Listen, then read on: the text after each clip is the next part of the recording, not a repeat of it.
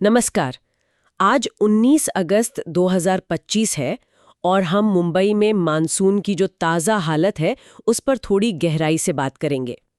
हमारे पास मौसम की रिपोर्ट्स हैं, कई न्यूज़ अपडेट्स भी हैं और हम समझने की कोशिश करेंगे कि इस भारी बारिश से शहर में असल में चल क्या रहा है।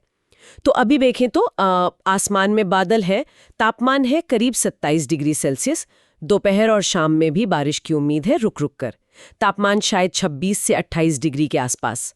पर ये तो बस ऊपर ऊपर की बात हुई है ना। हाँ बिल्कुल, क्योंकि जो असल में ध्यान देने वाली बात है वो है भारतीय मौसम विभाग मतलब आईएमडी का रेड अलर्ट। और इसका मतलब है बहुत भारी से अत्यधिक भारी बारिश की चेतावनी। ओह, साथ में हवाएं भी, करीब 55 किलोमीटर प्रति घंटे तक की तेज हवाएं। काफी तेज हैं ये जी। तो। और ऊपर से बीएमसी ने मतलब महानगर पालिका ने हाई टाइड की चेतावनी भी दी है, आज दिन में भी और रात में भी। अच्छा, हाई टाइड भी। हाँ, सुबह 9:15 बजे करीब 3.75 मीटर और रात 8:45 बजे 3.14 मीटर। और देखिए ये हाई टाइड ना मामले को और बिगाड़ देता है, वो कैसे? क्योंकि जब समंदर का लेवल ऊंचा होता है तो शहर का जो बारिश का पानी है वो नदियों नालों से आसानी से निकल नहीं पाता, तो पानी भरने की समस्या और बढ़ जाती है। समझ गई, मतलब डबल मुसीबत। हम्म, आसमान से भी और समंदर की तरफ से भी। और इस रेड अलर्ट हम्म। का असर तो शहर की रफ्तार पर पड़ा ही होगा। हाँ बिल्कुल पड़ा है।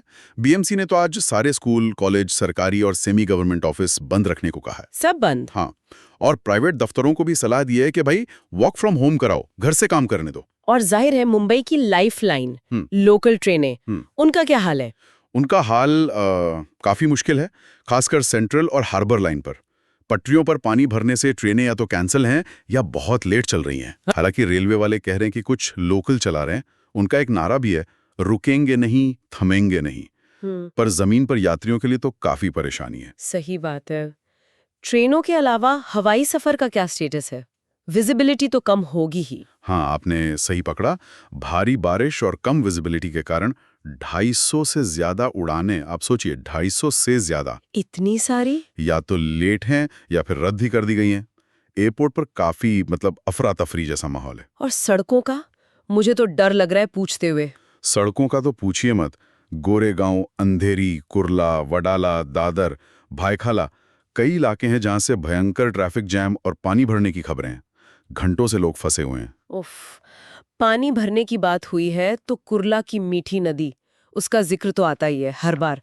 क्या हालत है वहां? हाँ, मीठी नदी फिर से खतरे के निशान से ऊपर बह रही है। ये नहीं, पर जमीन पर यात्रियों के लिए तो काफी परेशानी है। सही बात है। ट्रेनों के अलावा हवाई सफर का क्या स्टेटस है?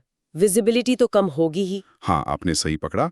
भारी बारिश और कम विजिबिलिटी के कारण 250 से ज्यादा उड़ानें, आप सोचिए 250 से ज्यादा, इतनी सारी? या तो लेट हैं या फिर रद्द ही कर दी गई हैं। एयरपोर्ट पर काफी मतलब अफरा तफरी जैसा माहौल है। और सड़कों का? मुझे तो डर लग रहा है पूछते हुए। सड़कों का तो पूछिए मत। गोरेगांव, अंधेरी, कुर्ला, वडाला, दादर, भायखला, कई इलाके हैं जहां से भयंकर ट्रैफिक जैम और पानी भरने की खबरें हैं। घंटों से लोग फंसे हुए हैं। उफ, पानी भरने की बात हुई है तो कुर्ला की मीठी नदी, उसका जिक्र तो आता ही है हर बार। क्या हालत है वहां? हाँ, मीठी नदी फिर से खतरे के निशान से ऊपर बह रही है। ये मुंबई की एक पुरानी और कह सकते हैं गंभीर समस्या है। हाँ, हर साल सुनते हैं। बिल्कुल। और इसके चलते नदी किनारे जो लोग रहते हैं उनमें से करीब 350 लोगों को सुरक्षित जगहों पर ले जाना पड़ा है। अच्छा, और सिर्फ नदियां ही नहीं, शायद झीलें वगैरह भी? जी, शहर को पानी सप्लाई करने वाले जो जलाशय हैं जैसे मोदक सागर है, तानसा बांध, तुलसी और विहार झीलें, ये भी लबालब भर गए हैं और ओवरफ्लो हो रहे हैं। ये बारिश असल में कितनी ज्यादा हो रही है? कुछ आंकड़े हैं हमारे पास? आंकड़े हैं और वो चौंकाने वाले हैं। पिछले 84 घंटों में शहर में औसतन 500 मिलीमीटर से ज्यादा बारिश हुई है। 84 घंटों में 500 मिलीमीटर?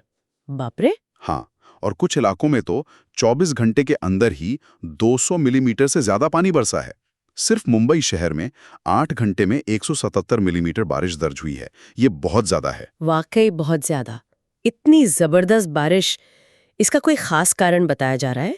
ये सिर्फ नॉर्मल मॉनसून है या कुछ और? नहीं, ये नॉर्मल से ज्यादा इंटेंस है। मौसम विभाग का कहना है कि दो चीजें एक साथ हो रही हैं। एक तो बंगाल की खाड़ी में कम दबाव का क्षेत्र बना हुआ है, ओके। और दूसरा अरब सागर के ऊपर एक पूर्व पश्चिम ट्रफ बना है।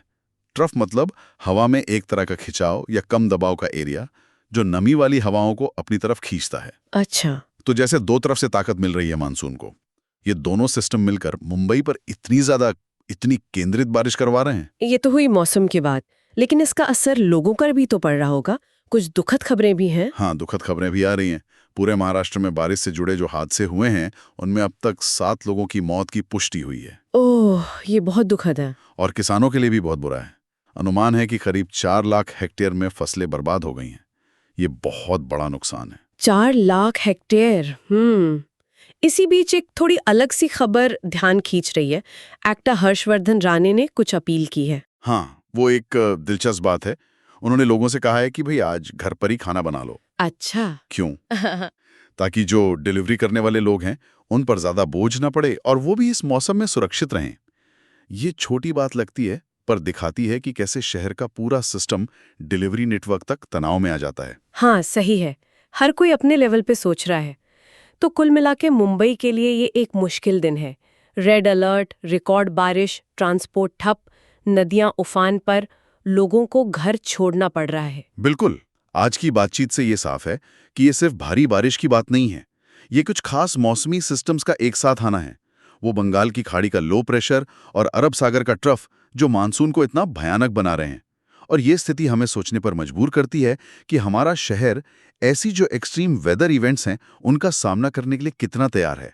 आगे देखना होगा कि इस अनुभव से क्या सबक लिया जाता है और भविष्य के लिए क्या बेहतर प्लानिंग होती है।